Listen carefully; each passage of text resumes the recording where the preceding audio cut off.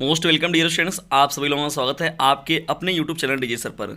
आज का यह वीडियो क्लास 12th के बच्चों के लिए और साथ ही साथ बीए के बच्चों के लिए बहुत ही इंपॉर्टेंट है, क्योंकि इसमें बात करने वाले हैं शिक्षा शास्त्र के मोस्ट इंपॉर्टेंट अति लघु उत्तरीय प्रश्नों की सीरीज के बारे में। प्रश्नों में अंत तक बने रहेगा, सभी जो प्रश्न हैं बहुत ही इंपॉर्टेंट हैं। तो डियर स्टूडेंट्स, अब प्रश्नों की सीरीज को स्टार्ट करने से पहले आइए पहले हम लोग एक छोटा सा एक मोटिवेशनल आप लोग के लिए जैसे गीत होती है पहले उसे। ज्ञान दे दिया है नोट्स तुम्हें देंगे, दगा नहीं करेंगे बच्चों। ज्ञान दे दिया है नोट्स तुम्हें देंगे, दगा नहीं करेंगे बच्चों। हो रब दी कसम बच्चों, रब दी कसम, ज्ञान दे दिया है नोट्स तुम्हें देंगे, दगा नहीं करेंगे बच्चों, दगा नहीं करेंगे बच्चों। मोस्ट वेलकम डियर फ्रेंड्स, आप लोगों को भी दगा नहीं करना है, आप लोगों को भी छोटा एक काम ज़रूर करना है कि इस वीडियो का लिंक जो है अपने क्लासमेट में शेयर ज़रूर करना है। तो चलिए आइए स्टार्ट करते हैं आपके शिक्षा शास्त्र के मोस्ट इंपॉर्टेंट आज के प्रश्नों की सीरीज को। प्रश्नों की सीरीज में अंत तक बने रहेगा, सभी जो प्रश्न हैं वो एक से बढ़कर एक हैं और आपके बोर्ड एग्जामिनेशन में पूछे गए हैं और इन प्रश्नों के पूछे जाने की संभावना भी बनी हुई है। तो हम लोग का जो पहला प्रश्न है डियर फ्रेंड्स, अवकाश काल का अर्थ बताइए। अवकाश काल का क्या अर्थ होता है, इसके बारे में हमें इसमें बात करनी है। देखिए, बात हो रही है अवकाश काल के बारे में बात करें तो छुट्टी के समय की बात आप लोग के दिमाग में खुद ही आ जाएगा स्वतः ही। देखिए, अगर इसको डिफाइन करना चाहेंगे हम लोग, अवकाश काल से देखिए तात्पर्य क्या होता है, फुर्सत के उस समय से है जिसमें व्यक्ति के पास किसी प्रकार का कार्य न हो, वह अपने को किसी अन्य कार्य में संलग्न न किया हो या कार्य की जिम्मेदारी से मुक्त हो। जब व्यक्ति कार्य की जिम्मेदारी से मुक्त रहता है तो उसी को हम लोग क्या बोलते हैं, अवकाश काल के रूप में बात करते हैं। ठीक है डियर स्टूडेंट्स, बहुत ही इंपॉर्टेंट प्रश्न है और पहला हम लोग का प्रश्न हो जाएगा।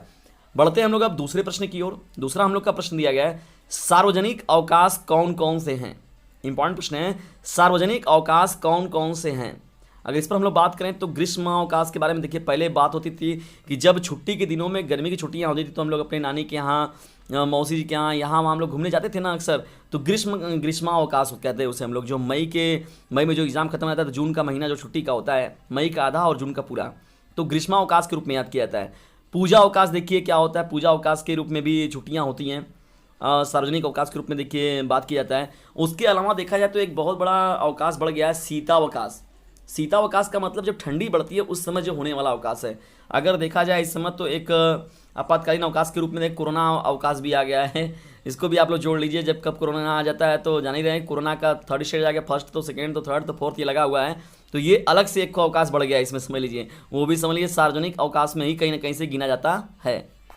चलिए डियर स्टूडेंट्स, हम लोग बढ़ते हैं अब तीसरे प्रश्न की ओर। लेकिन तीसरे प्रश्न की ओर बढ़ने से पहले आप हमारे एक इंपॉर्टेंट नंबर को नोट कर लीजिए, 950 690 285 7।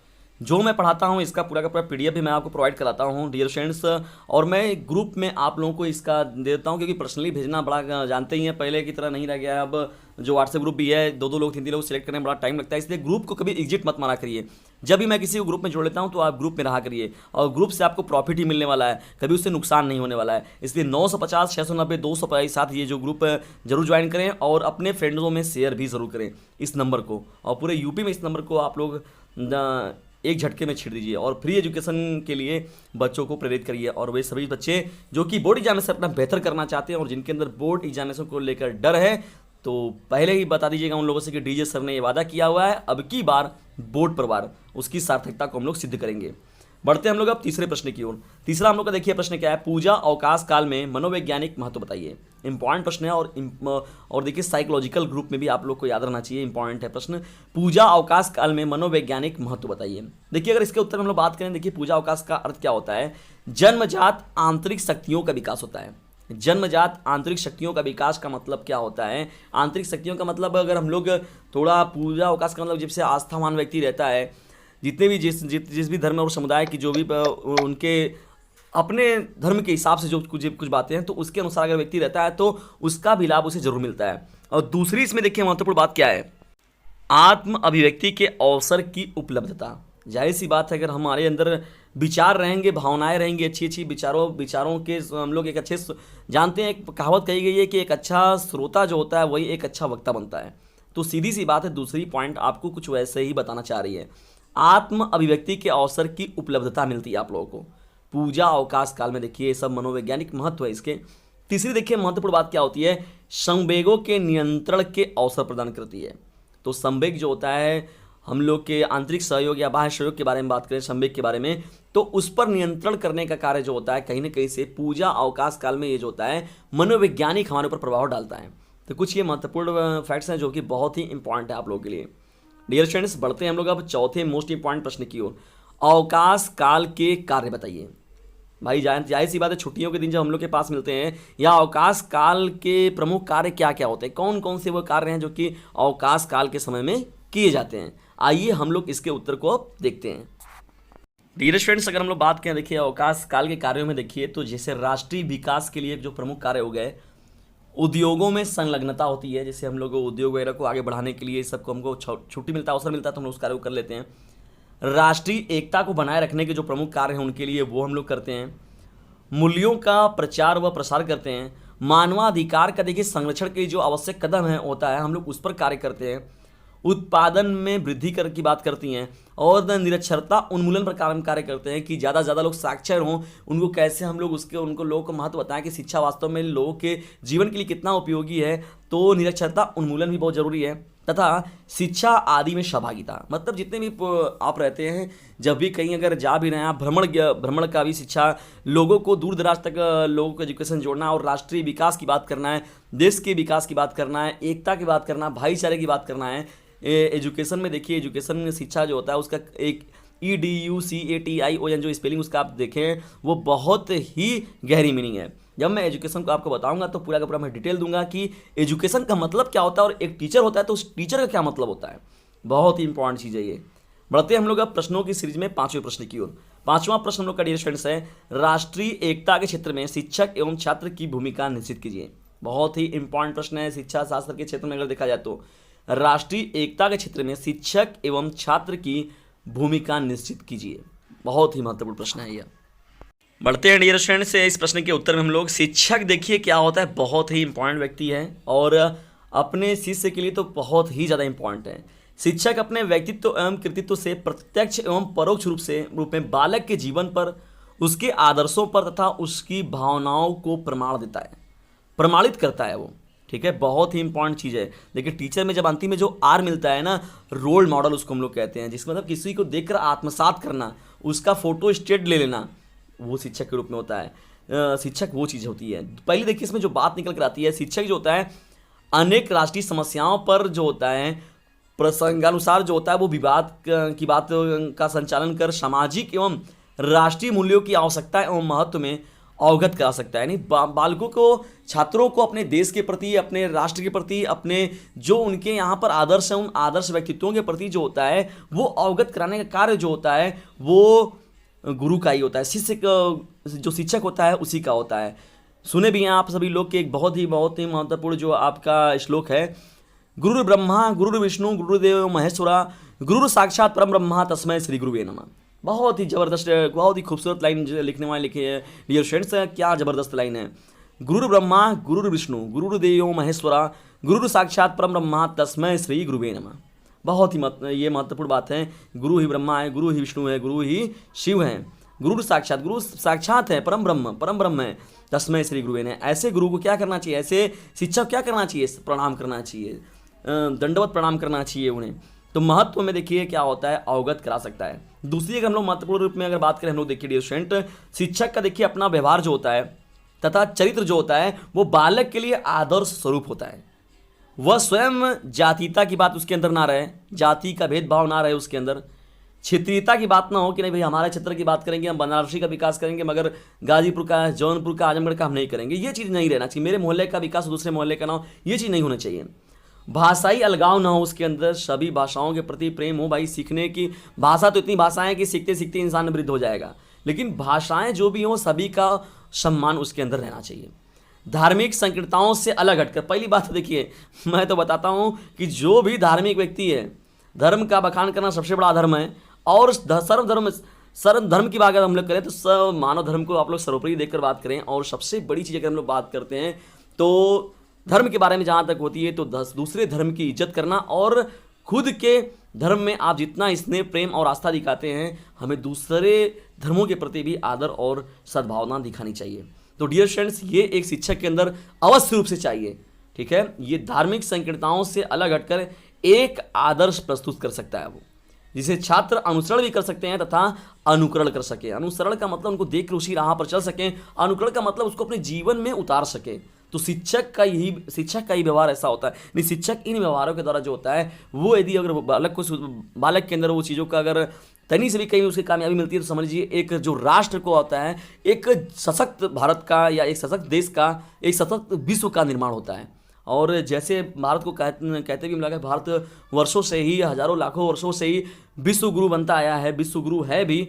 तो ये कहीं ना कहीं से शिक्षक जो होते हैं उसमें बहुत बड़े रोल निभाते हैं, बहुत बड़े रोल में बहुत बड़ा उनका इम्पोर्टेंट व्यक्तित्व है, जिनकी वजह से इस मुकाम का यानी ऐसी उपलब्धियां भारत के भाग में हैं, भारत के हिस्से में हैं। तो डियर फ्रेंड्स, ये जो देखिए दोनों का संबंध है और साथ ही साथ राष्ट्र के लिए क्या ज़रूरी है, मैंने इस पर पार्टिकुलरली आपसे बात की। आइए महत्वपूर्ण प्रश्नों में हम लोग आगे बढ़ते हैं। चलिए आइए इंपॉर्टेंट प्रश्नों की सीरीज में बढ़ते हैं हम लोग अब 6वें प्रश्न की ओर। राष्ट्रीय एकता के विकास के कौन से बाधक तत्व हैं? इंपॉर्टेंट प्रश्न है, तो इसके आंसर को हम लोग देखते हैं। राष्ट्रीय एकता के विकास में जो बाधक तत्व है हम लोग उस पर बात करेंगे। देखिए डियर स्टूडेंट, जो यहाँ पॉइंट वाइज मैंने बात की हुई है, पहला पॉइंट देखिए सबसे जो महत्वपूर्ण निकल कर आता है जातिवाद। जातिवाद जो होता है वो राष्ट्रीय एकता के विकास में सबसे बड़ा बाधक तत्व है। दूसरी अगर हम लोग बात करें डियर स्टूडेंट्स, देखिए क्षेत्रीयता की बात हो गई। तीसरी देखिए क्या होता है, सांप्रदायिकता की बात हो गई। चौथा जो हो गया भाषावाद हो गया। पांचवा जो हो गया संकीर्ण राजनीति हो गया, जो अपने अपने स्वार्थ के लिए क्या होता है जातिवाद को पैदा करते हैं, क्षेत्रीयता को पैदा करते हैं, सांप्रदायिकता को पैदा करते हैं और एकता को ये तोड़ते हैं। ये संकीर्ण राजनीति की बात होती है। 5वीं पॉइंट आपकी हो जाएगी। 6वीं डियर जो महत्वपूर्ण आपकी पॉइंट है, क्षेत्रीय एवं आर्थिक असंतुलन। देखिए आर्थिक रूप से भी जब समस्याएं आती तो वो कहीं ना कहीं से राष्ट्रीय एकता के विकास में बाधक तत्वों में एक है। अगर देश की करेंसी मजबूत की बजाय अगर कमजोर होती है तो जाहिर सी बात है वो कहीं ना कहीं से राष्ट्रीय एकता के विकास में बाधक तत्वों में एक है। 7वीं देखिए महत्वपूर्ण बात क्या है, विदेशी हस्तक्षेप जो होता है तो वो भी राष्ट्रीय एकता के विकास में कहीं ना कहीं से बाधक तत्वों में एक है। विदेशों के मध्य जाकर हस्तक्षेप करना या उसमें कुछ बेवजह, तो ये चीज़ें भी जो 7वीं पॉइंट है वो भी बहुत महत्वपूर्ण है। 8वीं देखिए one of the most important, राष्ट्रीय एकता के विकास में सबसे बड़ा बाधक अगर देखा जाए तो अशिक्षा है। शिक्षित अगर इंसान को हम लोग करते हैं तो उसके अंदर से तो जातिवाद, क्षेत्रीयवाद और सांप्रदायिकता और भाषावाद ये सभी बातें जो होती है वो स्वतः ही उसके अंदर से निकलने लगती हैं। तो एजुकेशन बहुत ही महत्वपूर्ण चीज़ है और एजुकेशन का मतलब सही मायनों में एजुकेशन। ठीक है डियर फ्रेंड्स, एजुकेशन का मतलब सही मायनों में। एजुकेशन का मतलब केवल ये नहीं कि हाँ हमने ये कर लिया तो हमको ये चीज़ मिलने लगी, हमने ये कर लिया तो हमको ये चीज़ पा गए, हमने ये कमाने लगे, ये चीज़ करने लगे, वो चीज़ करने लगे, हमें जॉब पा गए, ये किए वो किए, नहीं। एजुकेशन का मतलब ही बहुत ब्रॉड है, बहुत ही बड़ी चीज़ है ये, और इसका जो गोल है बहुत ही बड़ा है। तो यहाँ पर डियर स्टूडेंट्स हम लोग 6वें प्रश्न के बारे में अगर इतना पॉइंट आप लिख देते तो वो बहुत ही महत्वपूर्ण रहेगा। आइए प्रश्नों की सीरीज में हम लोग बढ़ते हैं अब 7वें प्रश्न की ओर। 7वां हम लोग का प्रश्न देखिए क्या है डियर स्टूडेंट्स, अंतरराष्ट्रीय अवबोध के विकास में बाधक तत्वों पर प्रकाश डालिए। प्रश्न को सुनिए ध्यान से। 7वां हम लोग का प्रश्न क्या है, अंतरराष्ट्रीय अवबोध के विकास में बाधक तत्वों पर प्रकाश डालिए। तो चलिए डियर स्टूडेंट्स हम लोग देखते हैं इसके उत्तर को। बढ़ते हैं इस प्रश्न के उत्तर में हम लोग। अंतरराष्ट्रीय देखिए अवबोध के विकास मार्ग में अनेक बाधक तत्व हैं, उन पर हम लोग कुछ बात करते हैं। देखिए पहली बात हो गई कट्टर राष्ट्रवाद।